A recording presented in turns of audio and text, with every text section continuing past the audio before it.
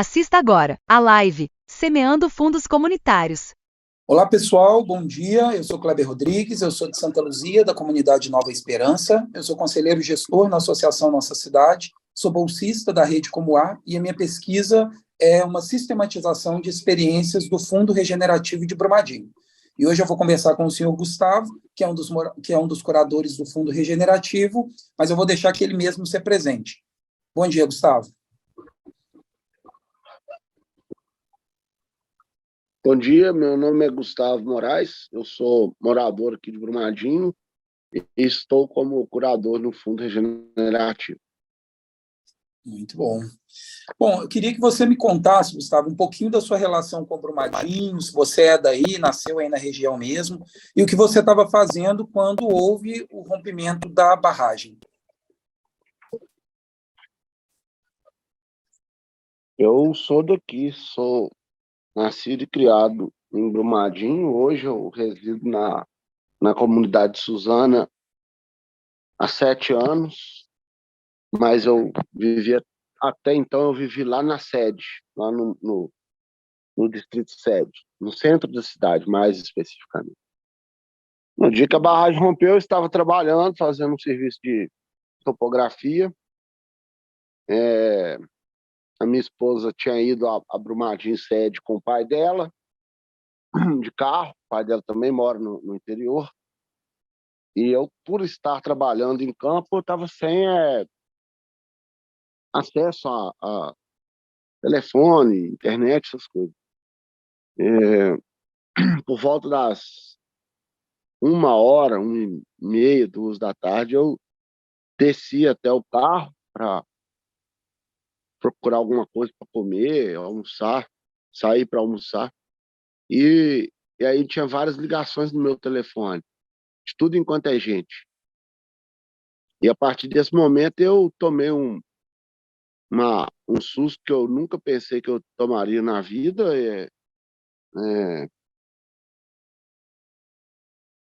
E até hoje eu tomei assim, bem impactado com essa história. Eu perdi 17 amigos de infância, primos, vizinhos, num raio de 150 metros da casa onde eu nasci, cresci e vivi até os 34 anos de idade.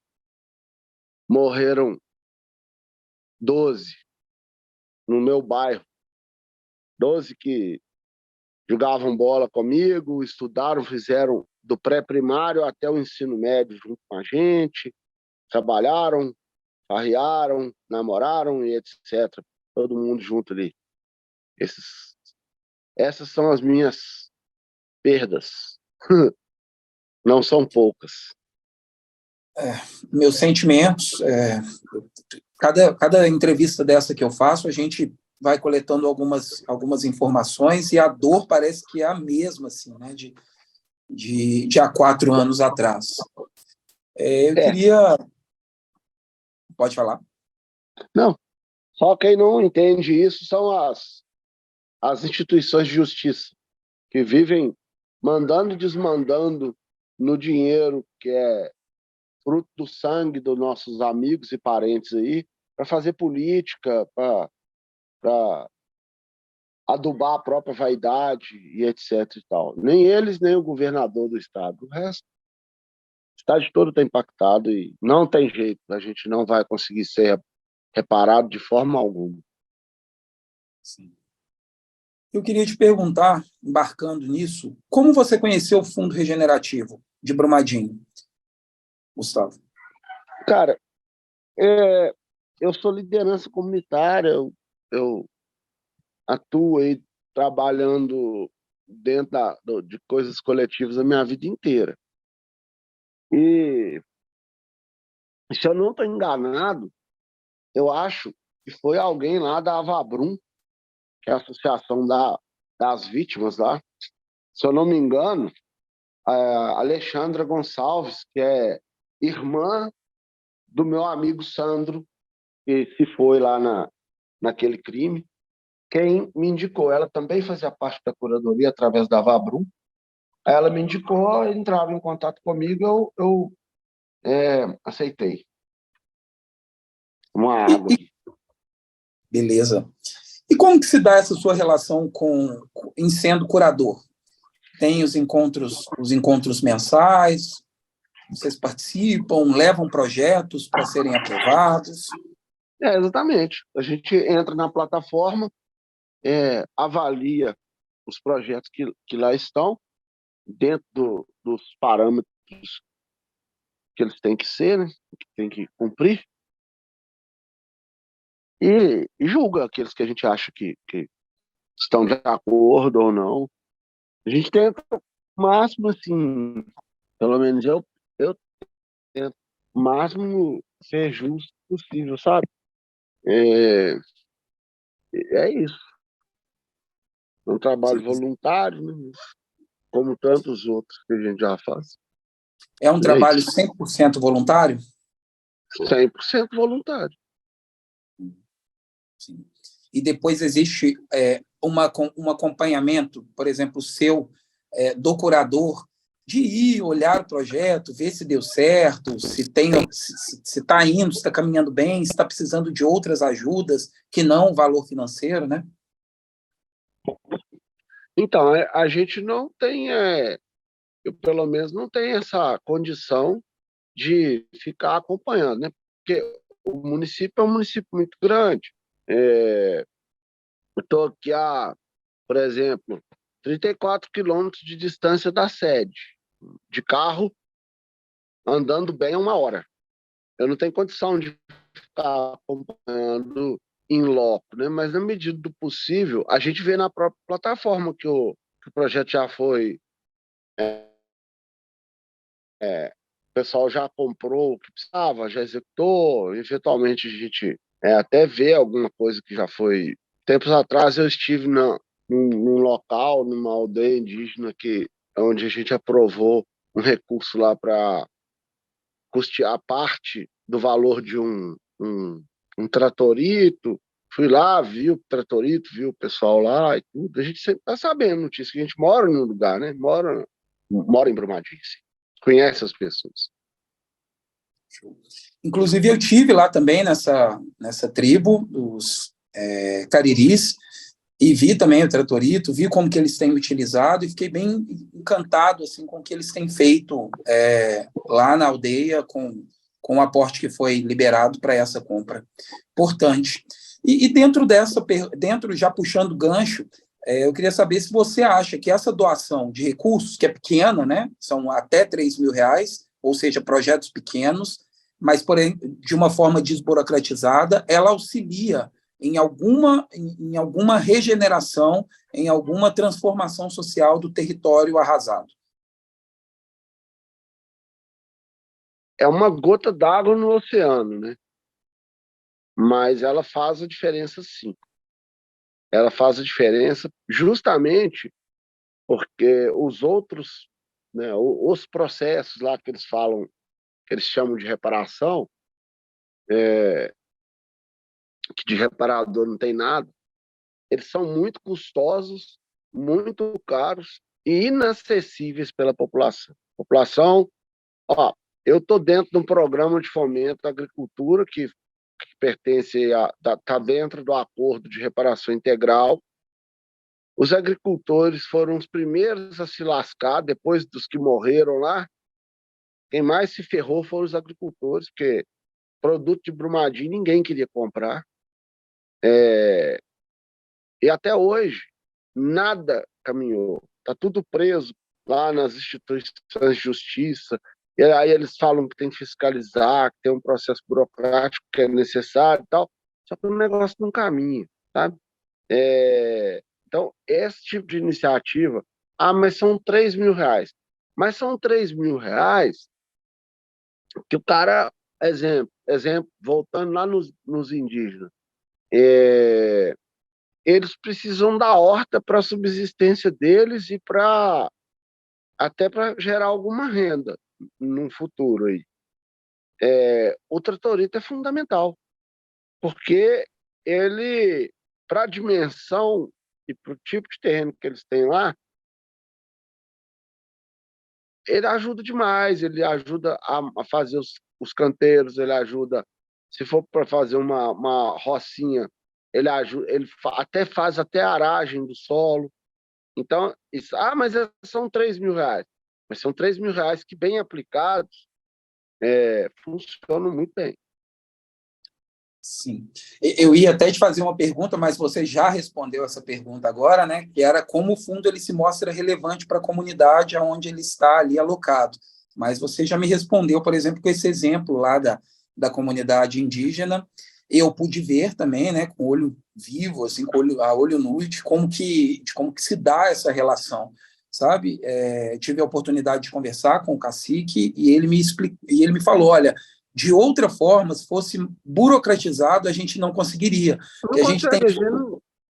não tem acesso a crédito, Sim. não tem garantia, não tem documento de terra, não tem posse.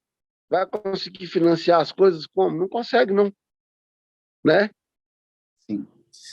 Agora eu queria te perguntar um pouquinho mais sobre as reuniões. Eu nunca participei, porque eu não sou curador, mas eu queria saber se surge algumas tensões na hora de escolher os projetos. Vocês, curadores, têm uma tensão entre vocês, não? Não, eu nunca presenciei tensão, não. Eu já vi debate, mas tensão não. Aí, de novo, porque agora tá fresco na minha memória. Um exemplo dos indígenas mesmo. Houve uma época em que, entre os projetos deles, existia uma vontade de fazer um galinheiro, comprar tela, não sei o quê, fazer criação de galinha. Foi até eu que coloquei na época. Falei, gente, eles não estão passando uma situação crítica lá até de alimentação e tudo. Como é que criar galinha não é só você fazer um cercado e colocar elas lá dentro. Tem toda uma questão de manejo, tem toda uma questão... Enfim, o recurso era suficiente para fazer o cercado, mas não era suficiente para poder iniciar uma criação, entendeu? Eu falo até por experiência própria. Melhor os caras... Aí houve um debate, assim, porque tinha gente lá, tava meio... até tem uma certa ligação pessoal lá com os indígenas e tudo, que defendeu, mas enfim. Mas foi um debate, não houve tensão em momento nenhum. Maravilha. Esse tempo todo que eu estou participando, nunca vi momento de tensão, não. Pelo contrário, momento até de alegria, porque a gente está ali, de certa forma, fazendo a ponte aos outros, e todo mundo tem esse mesmo sentimento. E pelo menos eu penso que sim. Que bom, fico feliz em saber disso, porque onde há debate, há muitos avanços. Isso é muito importante. Bom, e se eu te pedisse para você listar, assim, se é que existe, né, algum desafio da sua atuação como curador? E aí podem aparecer desafios vários. Existe algum desafio que você encara, assim, em sendo curador? Para mim, o desafio é o tempo, sabe? Eu sou empreendedor e microprodutor rural.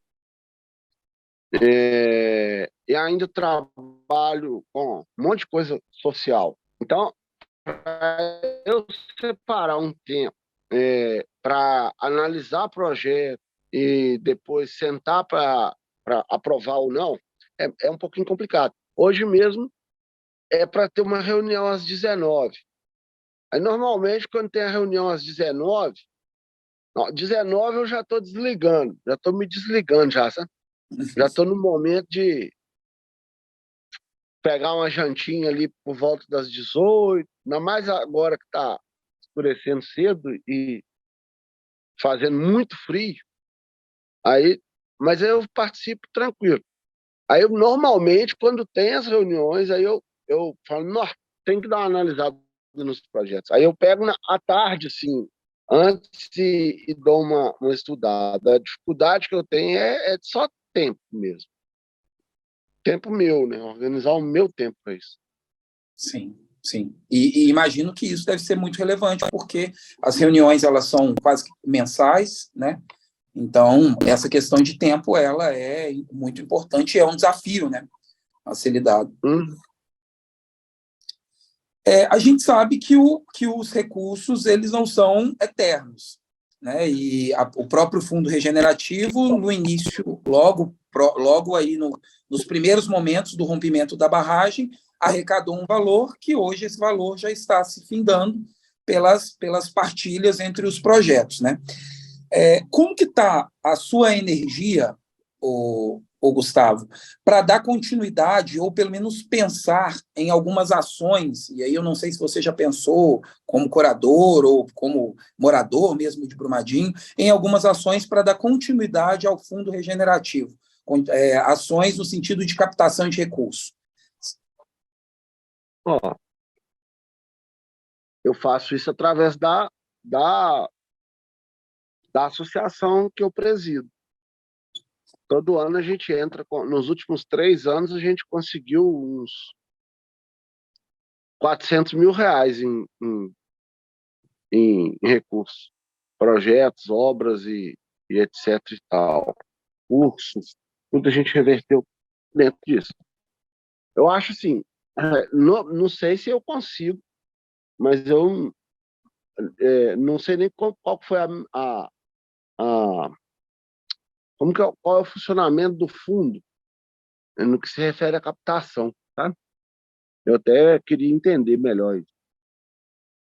O que a gente faz é utilizar o fundo que já foi captado, né? No caso do regenerativo. Utilizar, não, viabilizar a utilização dele. Mas eu não pensei nisso, não. Sim. Não pensei.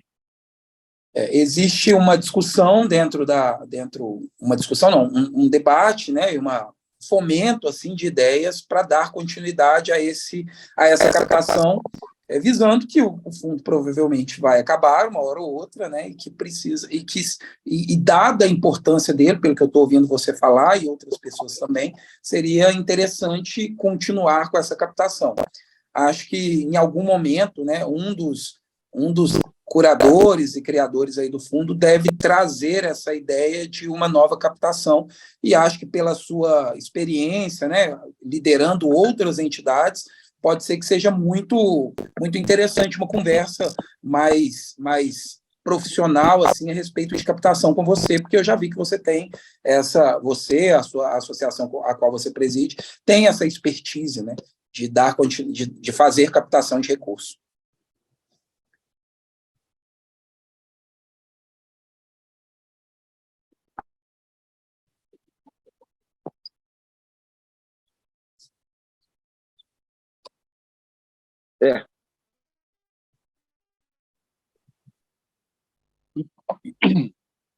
Travou aí um pouquinho.